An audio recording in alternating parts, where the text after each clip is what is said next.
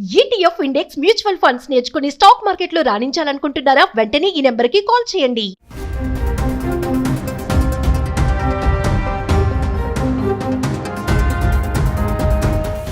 అమెరికాలో తీవ్ర ఉద్రిక్తత. ప్రస్తుతం అక్కడ పరిస్థితులు చేయి దాటిపోయాయి. అవును, లాస్ ఏంజల్స్లో ఎమర్జెన్సీని కూడా ప్రకటించిందంటే అక్కడ సిచ్యువేషన్ ఎలా ఉందో అర్థం చేసుకోవచ్చు. పూర్తిగా కర్ఫ్యూతో అన్ని సేవలు నిలిచిపోయాయి.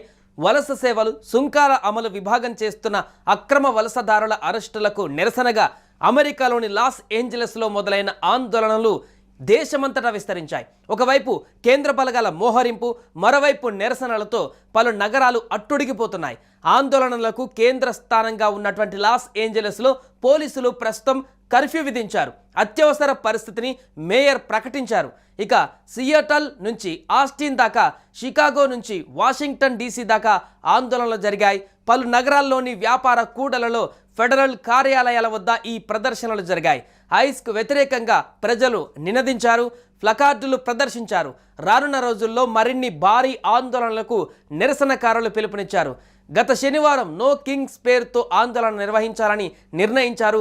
మరోవైపు సోదాలను ఆపేది లేదని అటు ట్రంప్ ప్రభుత్వం స్పష్టం చేస్తోంది.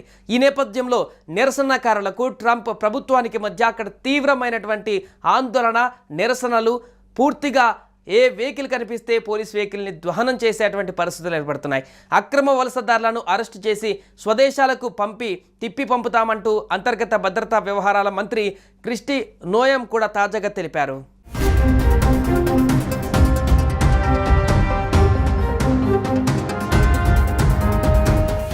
లాస్ ఏంజలస్కు సమీపంలోని శాంతా అనాలో ప్లకార్డులతో ఆందోళనకారులు నిరసన తెలిపారు.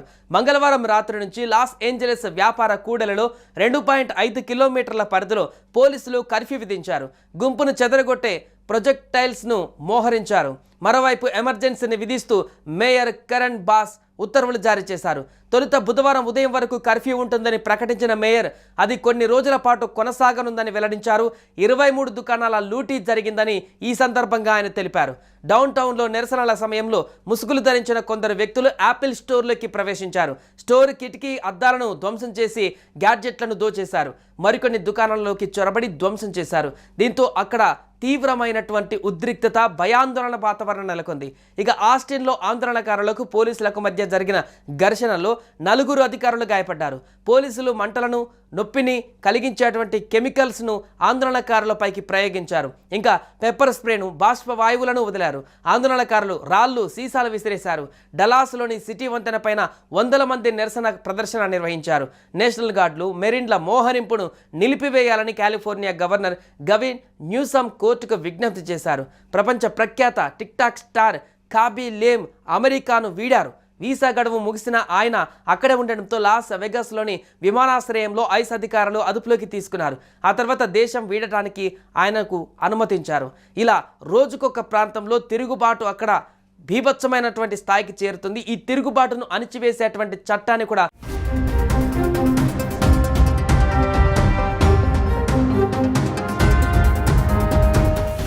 అమెరికాలో తీవ్ర ఉద్రిక్తత.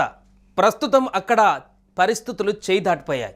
అవును, లాస్ ఏంజల్స్లో ఎమర్జెన్సీని కూడా ప్రకటించిందంటే అక్కడ సిచ్యువేషన్ ఎలా ఉందో అర్థం చేసుకోవచ్చు. పూర్తిగా కర్ఫ్యూతో అన్ని సేవలు నిలిచిపోయాయి. వలస సేవలు, సుంకాల అమలు విభాగం చేస్తున్న అక్రమ వలసదారుల అరెస్టులకు నిరసనగా అమెరికాలోని లాస్ ఏంజలస్లో మొదలైన ఆందోళనలు దేశమంతటా విస్తరించాయి. ఒకవైపు కేంద్ర బలగాల మోహరింపు, మరోవైపు నిరసనలతో పలు నగరాలు అట్టుడిగిపోతున్నాయి. ఆందోళనలకు కేంద్ర స్థానంగా ఉన్నటువంటి లాస్ ఏంజలస్లో పోలీసులు ప్రస్తుతం కర్ఫ్యూ విధించారు. అత్యవసర పరిస్థితిని మేయర్ ప్రకటించారు. ఇక సియాటల్ నుంచి ఆస్టిన్ దాకా, షికాగో నుంచి వాషింగ్టన్ డీసీ దాకా ఆందోళనలు జరిగాయి. పలు నగరాల్లోని వ్యాపార కూడలలో, ఫెడరల్ కార్యాలయాల వద్ద ఈ ప్రదర్శనలు జరిగాయి.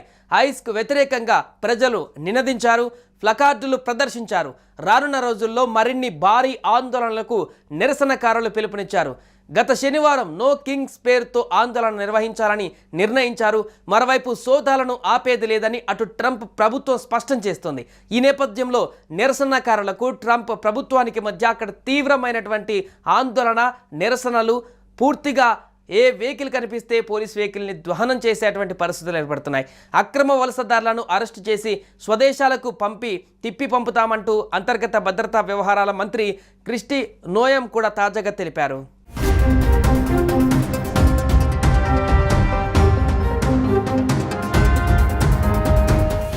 లాస్ ఏంజలస్కు సమీపంలోని శాంతా అనాలో ప్లకార్డులతో ఆందోళనకారులు నిరసన తెలిపారు.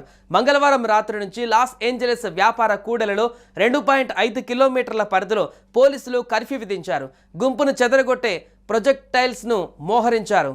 మరోవైపు ఎమర్జెన్సీని విధిస్తూ మేయర్ కరణ్ బాస్ ఉత్తర్వులు జారీ చేశారు. తొలుత బుధవారం ఉదయం వరకు కర్ఫ్యూ ఉంటుందని ప్రకటించిన మేయర్ అది కొన్ని రోజుల పాటు కొనసాగనుందని వెల్లడించారు. 23 దుకాణాల లూటీ జరిగిందని ఈ సందర్భంగా ఆయన తెలిపారు. డౌన్ టౌన్లో నిరసనల సమయంలో ముసుగులు ధరించిన కొందరు వ్యక్తులు యాపిల్ స్టోర్లోకి ప్రవేశించారు. స్టోర్ కిటికీ అద్దాలను ధ్వంసం చేసి గ్యాడ్జెట్లను దోచేశారు. మరికొన్ని దుకాణాల్లోకి చొరబడి ధ్వంసం చేశారు. దీంతో అక్కడ తీవ్రమైనటువంటి ఉద్రిక్తత, భయాందోళన వాతావరణం నెలకొంది. ఇక ఆస్టిన్లో ఆందోళనకారులకు పోలీసులకు మధ్య జరిగిన ఘర్షణలో 4 అధికారులు గాయపడ్డారు. పోలీసులు మంటలను, నొప్పిని కలిగించేటువంటి కెమికల్స్ను ఆందోళనకారులపైకి ప్రయోగించారు. ఇంకా పెప్పర్ స్ప్రేను, బాష్ప వాయువులను వదిలారు. ఆందోళనకారులు రాళ్లు, సీసాలు విసిరేశారు. డలాస్లోని సిటీ వంతెన పైన 100 మంది నిరసన ప్రదర్శన నిర్వహించారు.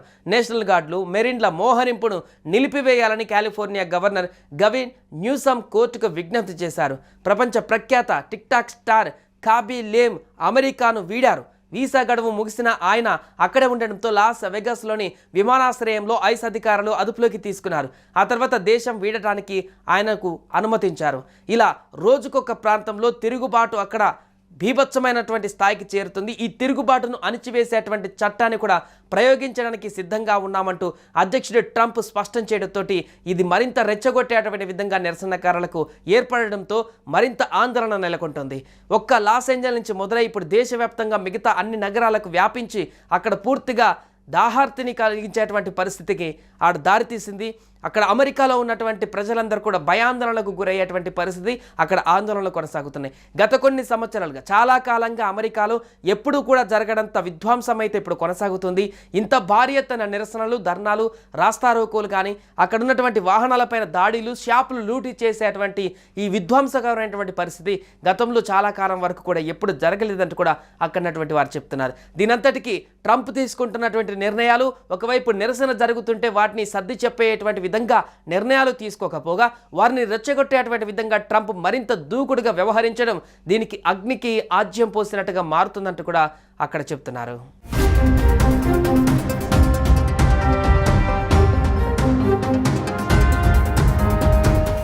సుమన్ టీవీలో మీ పర్సనల్ అండ్ బిజినెస్ ప్రమోషన్స్ కోసం కింది నెంబర్కి కాంటాక్ట్ చేయండి.